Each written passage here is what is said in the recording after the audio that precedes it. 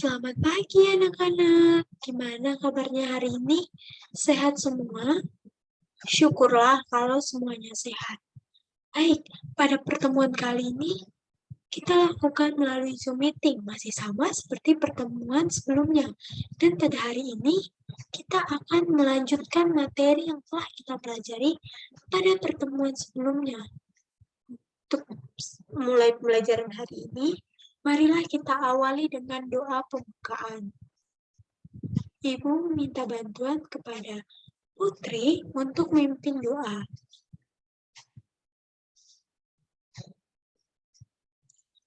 Terima kasih Putri sudah mau memimpin doa pada pagi hari ini. Nah, sebelum melanjutkannya lagi, Ibu akan melakukan presensi terlebih dahulu. Bagi anak-anak yang namanya dipanggil, bisa mengangkat tangan atau raise hand ya. Sepertinya hari ini sudah hadir semua ya. Nah, untuk hari ini kita akan pelajari mengenai adaptasi hewan dan sistem tata surya. Sebelumnya, Ibu akan perlihatkan video mengenai perubahan warna yang dialami bunglon. Kenapa ya Ibu memperlihatkan video ini? Karena video ini berkaitan dengan materi mengenai adaptasi hewan. Dan nantinya kita akan mencari tahu mengapa bunglon bisa berubah warna. Simak baik-baik ya anak-anak videonya.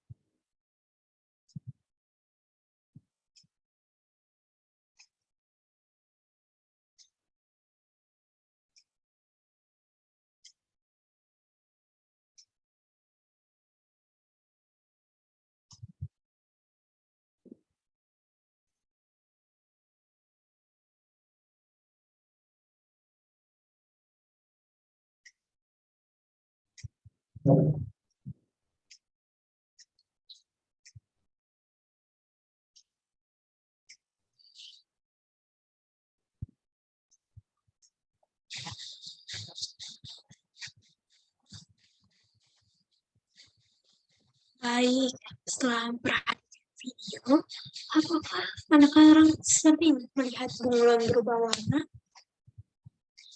Sebelumnya apakah kalian pernah melihat bunglon? Pernah di mana? Oh, di taman. Baik. Di mana lagi? Oh, di pohon ya. Nah, ketika kalian melihat bunglon tersebut, apakah bunglon itu mengalami perubahan warna? Tidak. Oh, tidak. Nah, mari kita mencari tahu mengapa bunglon tersebut bisa berubah warna. Simak penjelasan ibu berikut ini ya.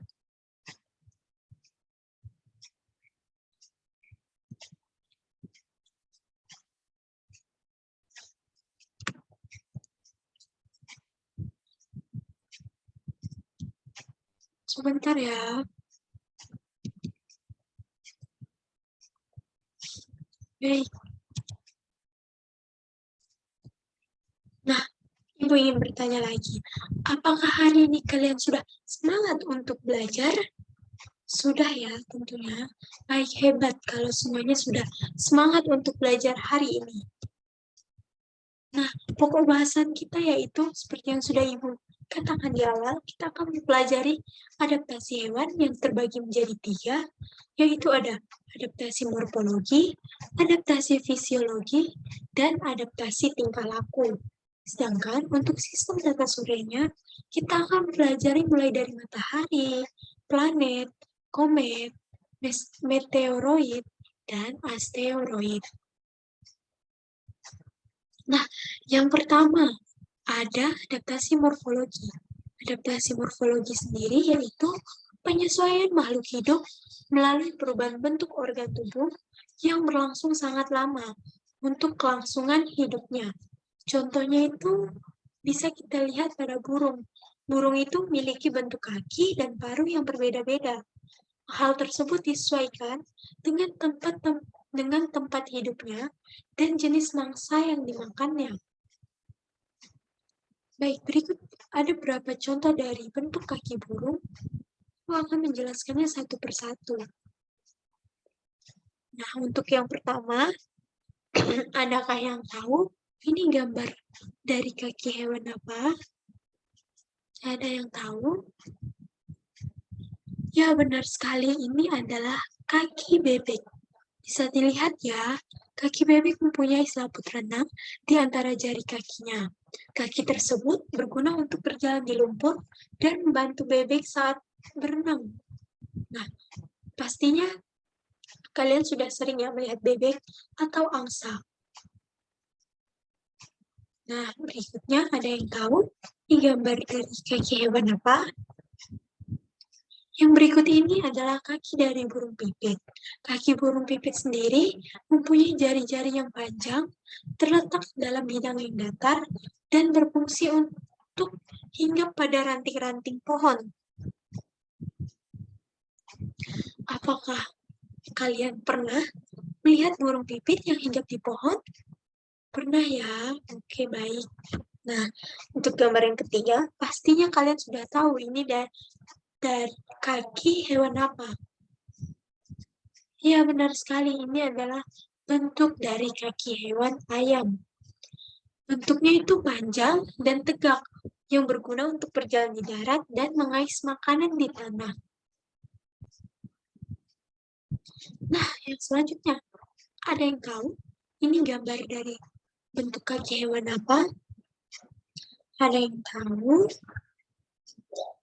Nah, untuk gambar ini adalah bentuk dari kaki hewan burung elang. Bisa dilihat ya, bentuknya itu pendek, namun memiliki cakar yang sangat tajam. Ada yang tahu fungsinya untuk apa? Yes, benar sekali. Untuk mencengkram mangsanya. Baik, sepertinya anak-anak sudah mulai paham ya. Nah, untuk gambar yang berikutnya ada yang tahu bentuk kaki hewan apa?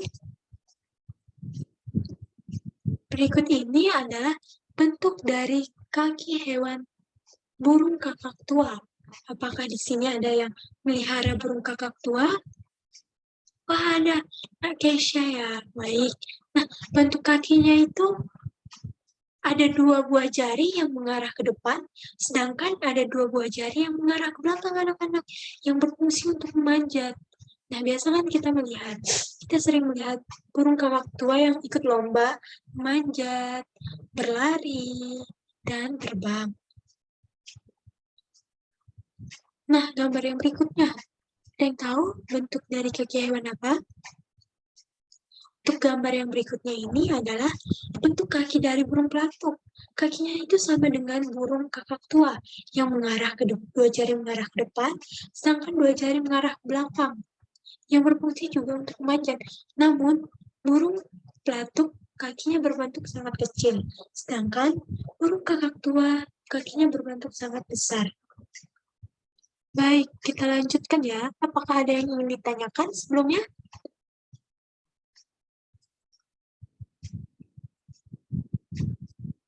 Belum ada ya. Baik, kita lanjutkan pada bagian bentuk paruh burung. Nah, pada gambar yang pertama ini ada yang tahu paruh burung apa? Ya, benar sekali. Ini adalah burung pipit. Bentuk paruhnya itu pendek dan kuat anak-anak. Nah, burung pipit biasanya disebut dengan hewan yang pemakan biji. Nah, untuk gambar yang berikutnya, ada yang tahu bentuk paruh dari burung apa? Iya, benar sekali. Ini adalah bentuk dari paruh burung elang yang memiliki ciri-ciri kuat, tajam, dan melengkung di ujung. Burung kakak tua juga biasa disebut hewan pemakan daging. Nah, untuk berikutnya, ada yang tahu paruh dari hewan apa? Ya, ini adalah paruh dari bebek. Bentuknya itu seperti sudut dan pangkalnya bergerigi. Paruh bebek juga termasuk dalam hewan mencari makan di dalam lumpur, sehingga paruhnya itu berbentuk panjang dan bergerigi. Itu memudahkan bebek dalam mencari makanan. Nah, yang berikutnya adalah, ada yang tahu? Ini adalah burung pelatuk. Bentuk paruhnya itu kuat, agak panjang, dan runcing. Burung pelatuk juga termasuk hewan ke dalam pemakan serangga. Nah, untuk gambar yang berikutnya, ada yang pernah lihat hewan ini? Ayo, ada yang pernah lihat? Nah, hewan ini adalah burung pelikan yang memiliki paruh panjang dan berkantong. Nah, hewan ini termasuk ke dalam hewan pemakan ikan, anak-anak. Baik, sampai di sini. Apakah ada yang ingin ditanyakan kembali? Belum ada ya. Kalau belum ada, kita akan melanjutkan pada adaptasi berikutnya, yaitu adaptasi fisiologi.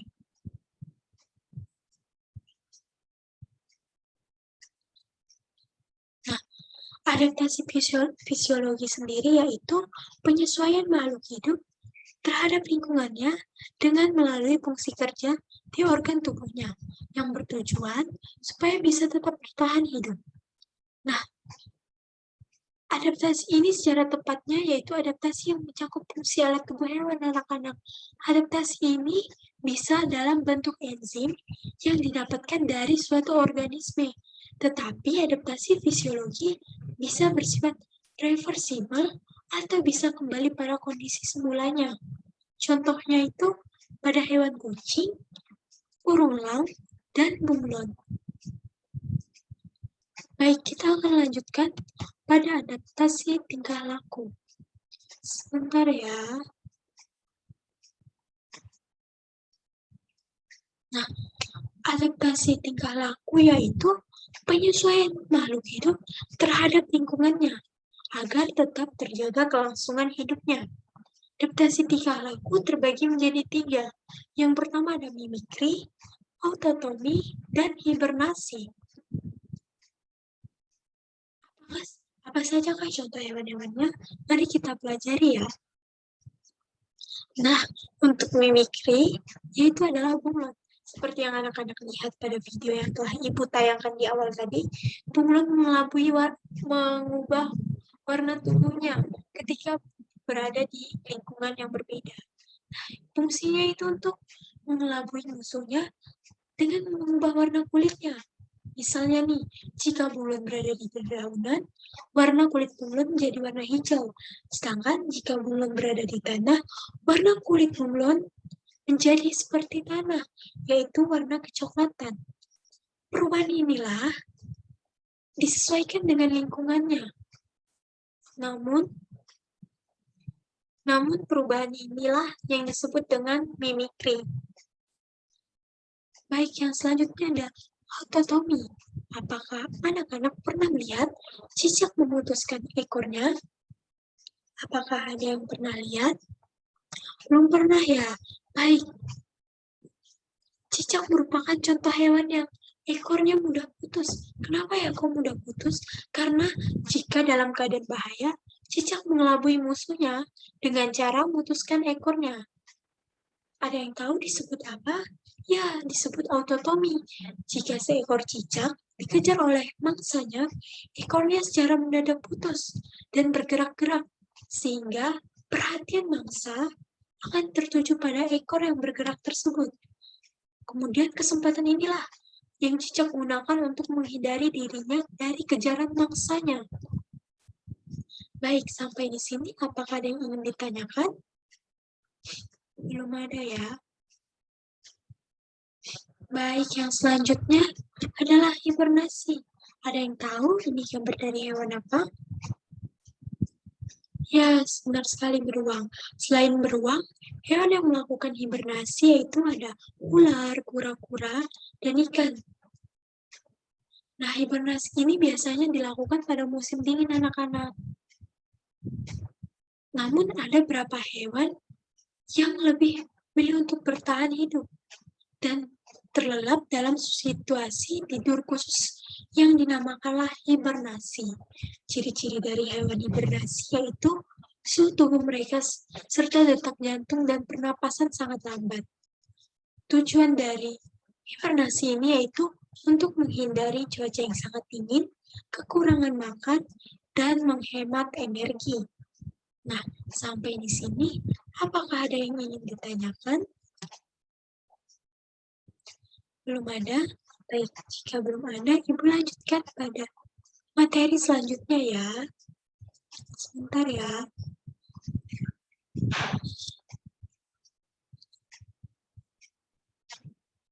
Nah, materi yang selanjutnya adalah mengenai sistem tata surya. Sistem tata surya itu ada matahari, planet, komet, meteoroid, dan asteroid. Kenapa matahari terlebih dahulu? Karena para ilmuwan pernah melakukan pengamatan terhadap benda-benda langit. Mereka menemukan bahwa bumi berputar mengelilingi matahari. Selain bumi, benda-benda langit lainnya juga mengelilingi matahari. Dengan demikian, mataharilah yang menjadi pusat peredaran benda-benda langit. Matahari dan benda-benda langit berada dalam satu sistem atau yang biasa disebut dengan sistem tata surya.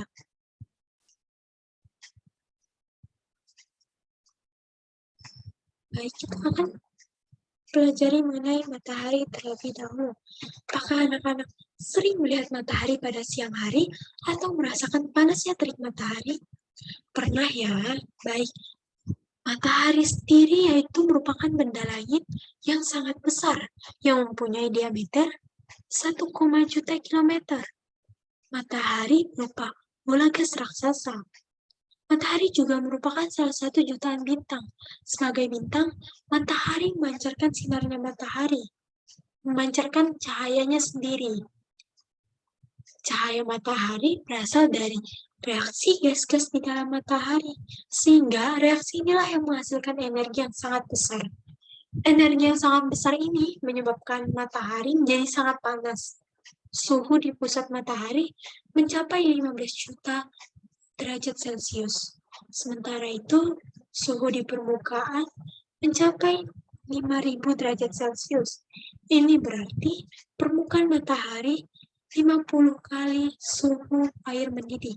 Maka dari itu anak-anak, kita biasanya merasakan panas yang sangat-sangat menyengat di kulit ya. Namun, Jika matahari sampai di bumi tidak terlalu tinggi, namun sebenarnya panas matahari itu jika sampai di bumi tidak terlalu tinggi, dikarenakan jarak matahari ke bumi sangat jauh. Baik, kita lanjutkan pada sistem pada surya selanjutnya, yaitu ada planet. Planet berbeda dengan matahari, anak-anak. Matahari dapat memancarkan sinarnya matahari, memancarkan cahayanya sendiri, sedangkan planet tidak dapat memancarkan cahayanya sendiri. Nah, apakah ada yang tahu urutan planet dengan benar? Mari kita pelajari bersama. Yang pertama, itu ada Merkurius. Merkurius ini merupakan planet yang terdekat dengan matahari, yang berupa bola batu berkawah dengan diameter 4.875 km. Suhu permukaan Merkurius yang menghadap matahari bisa mencapai 425 derajat Celcius, anak-anak. Sementara suhu bagian yang tidak menghadap sinar matahari sangat rendah, yaitu minus 180 derajat Celcius. Periode rotasi dari Merkurius yaitu 59 hari. Dicatat ya anak-anak urutan planetnya. Baik, yang selanjutnya adalah Venus. Nah, apakah ada yang tahu Venus termasuk ke dalam planet terpanas atau terdingin? Ya, benar sekali. Venus merupakan planet yang terpanas dalam tata surya. Kenapa ya kok planet Venus termasuk ke dalam planet yang terpanas? Ini dikarenakan karena permukaan Venus tertutup awan atau atmosfer yang tebal. Atmosfer inilah yang merangkap panas matahari yang diterima Venus. Venus lebih besar daripada Merkurius dengan diameter 12.119 km. Sedangkan planet Venus ini memiliki periode rotasi 243 hari.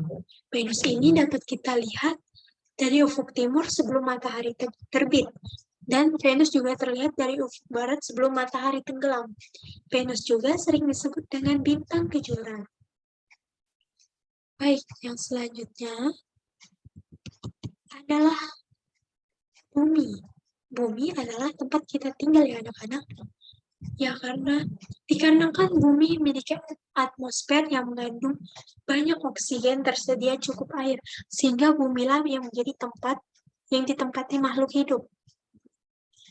Suhu permukaan bumi rata-rata 22 derajat Celcius, sehingga memungkinkan adanya makhluk hidup. Bumi berjarak sekitar 150 juta kilometer dari matahari. Bumi berbentuk bulat yang agak bepat dari bagian kutubnya.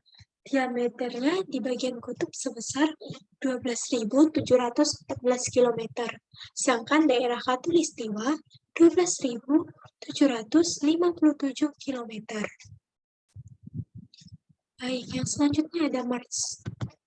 Mars sendiri merupakan planet yang sangat kering dan tertutup debu merah. Oleh karena itu, Mars disebut dengan planet merah, anak-anak. Mars berjarak antara 288 juta kilometer dari matahari. Diameter Mars sekitar 6.760 km. Planet ini membutuhkan waktu 678 hari untuk sekali revolusi dalam sebulan dan sebulan 30 hari untuk sekali rotasi. Mars mempunyai nama lain yaitu Anggar. Baik, kita lanjutkan yang selanjutnya.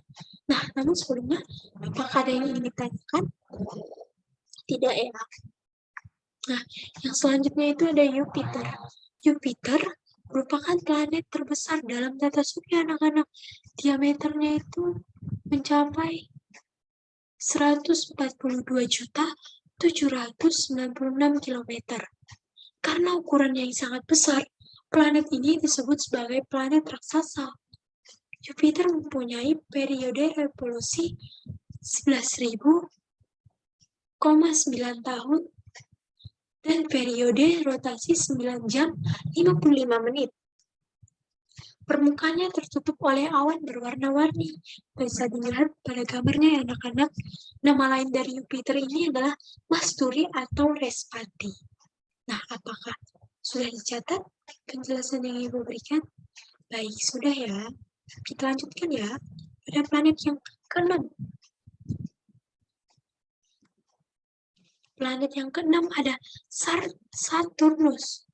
Nah, planet ini merupakan planet terbesar setelah Jupiter. Saturnus berupa bola gas yang berwarna seperti gula merah pucat. Diameternya lebih dari 120.000 km. Saturnus mempunyai lingkaran bercahaya yang mengelilinginya, seperti gambar ini ya anak-anak. Lingkaran cahaya itu dinamakan cincin Saturnus. Jadi lingkaran yang mengelilingi planet ini adalah cincin dari Saturnus. Suhu maksimal dari permukaan Saturnus adalah minus 85 derajat Celcius. Planet ini memiliki periode revolusi sekitar 29,5 tahun dan periode rotasi 10,2 jam. Baik, kita lanjutkan ke planet yang ke-7. Planet yang ke-7 yaitu ada Uranus. Nah, bagus sekali anak-anak, warnanya beda dari planet yang lainnya. Jarak Uranus dari matahari itu sangat jauh anak-anak. Suhu permukaannya sangat dingin, yaitu sekitar minus 183 derajat Celcius. Diameter Uranus yaitu mencapai 50.800 km. Uranus memiliki periode rotasi 10 jam 49 menit dan periode revolusi 84,2 tahun. Atmosfer Uranus sendiri terdiri atas metana yang berwarna biru. Nah, akibat gas alam ini, Uranus berwarna biru menakjubkan, seperti yang dilihat di gambar ini anak-anak. Nah, planet yang terakhir yaitu ada yang tahu planet yang terakhir itu apa? Ya, benar sekali. Neptunus. Neptunus berwarna biru juga anak-anak, namun bedanya Neptunus tidak memiliki cincin yang mengelilinginya. Neptunus merupakan planet terluar dalam sistem tata surya. Jaraknya juga sangat jauh dari matahari dan menyebabkan planet ini juga sangat dingin. Suhu permukaannya yaitu mencapai minus 205 derajat Celcius.